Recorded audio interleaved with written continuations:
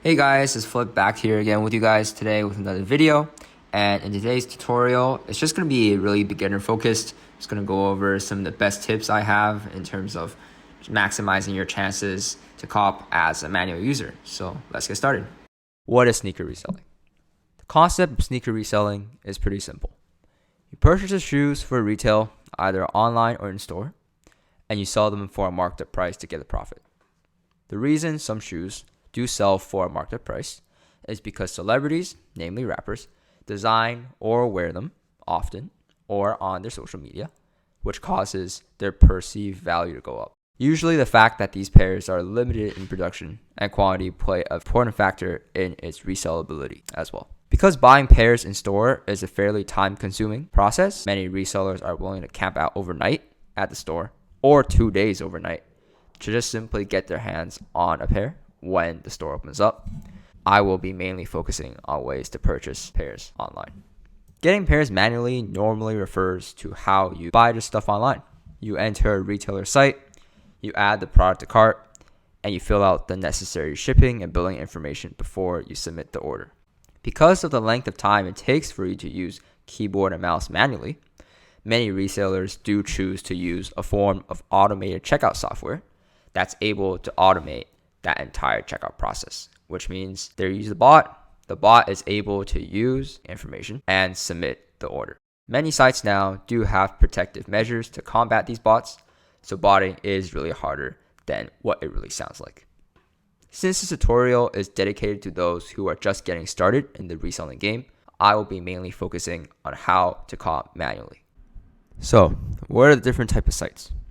In terms of copping shoes online, there are 4 main site blueprints that all sites are built upon. First, we have Shopify, which is the structure of most e-commerce sites and retailers.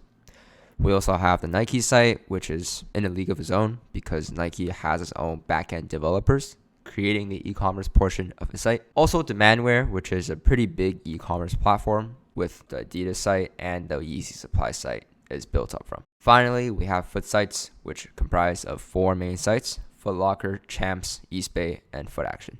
And the reason behind why I talk about these 3 different blueprints is because the way you buy from each site is different from each other because of the framework of how they're built. For example, the fastest ways to cop from any Shopify site is by getting to the product page through either the product link or the add cart link. The main difference between the two is that the product link brings you to the product page where the shoe is sold, whereas the add a cart link adds that product automatically to cart for you and sends you to the checkout page, all simultaneously in 1 second.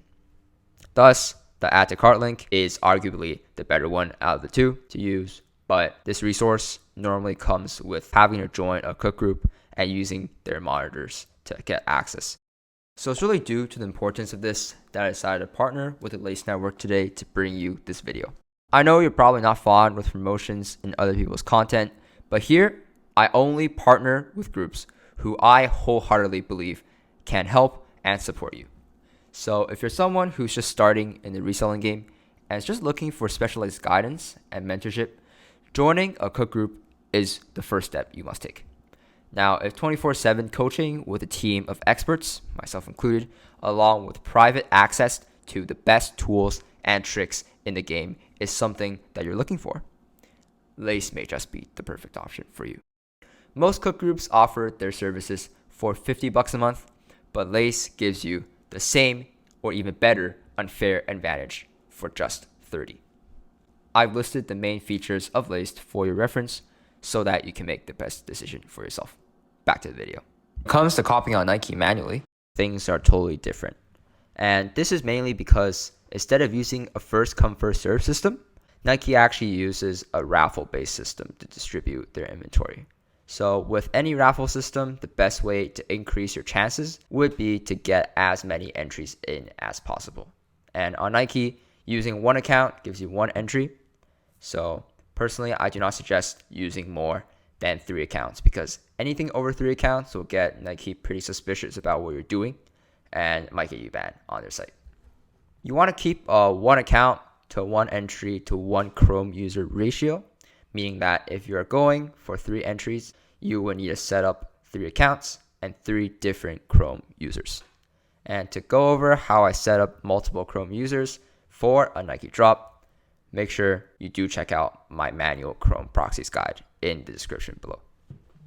When it comes to drop time, you would have your Chrome tabs set up and press purchase for each account to get into the raffle system.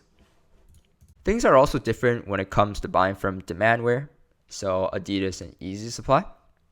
This is because similar to Nike, Demandware does use a raffle-based system, but they normally don't care about how many tabs you submit. So what this means is that what I do on Demandware sites is I open up to 25 tabs, depending on how much a machine can handle. Sometimes if a machine only has about 4 cores or so, 4 cores, 2 cores, you might actually crash when it comes to 15, 20 tab mark. But if for some reason you have a computer that has 8 cores, 6 cores, you can run 25, 30, sometimes even 35. Make sure that you're on the splash page for each tab. Similar to Nike, it randomly picks people and gives them the chance to purchase. And if one of the tabs do get picked to purchase, you want to use autofill as quickly as possible to get the payment info filled. Because simply going through the queue and being able to add a size to cart and going to your cart does not mean you're guaranteed a call. Because if someone fills in their information, if someone goes for the same size as you and they fill in their information, 1 second faster than you, they'll get the pair and you won't. So speed matters as well. And in some cases, if too many tabs are open, you could receive a ban from their site. Right, so the last type of site we're going to be talking about is going to be foot sites. Pretty much what foot sites are, they're type of blueprint for different sites such as Foot Locker, Champs, Eastbay, and Foot Action, especially in the US. So all these sites are based off the foot site structure. And in terms of copying for foot sites on manual, it's pretty similar to just buying off a regular site. When drop time comes, you want to be able to click the early link. So that link brings you directly to the product page. There's no link that actually adds the product for you. So you just got to get the link that gets you to the product page. You click add a cart. Even sometimes when it shows that the product is still in stock, it might give you an error. Okay. So when that happens, you just got to reload the page and then keep clicking that button. Even if it says error, product error, as long as the page still shows that there is a size available, you want to keep clicking it until you add to cart. And the thing with foot sites is that when you add an item to cart, you can have as long as you want to purchase the item. So yeah, that's all there is to today's lesson. Hopefully you guys learned something from today's tutorial. If you guys do cop anything with these beginner tips and tricks, make sure you hit me up at my Discord, Henry #0007. Send me a quick message or send me a quick picture of what you copped. That'll be awesome for me to just see how my content is helping you guys. And yeah, leave down a like below, subscribe if you like. I'm not going to force you to do anything. Peace.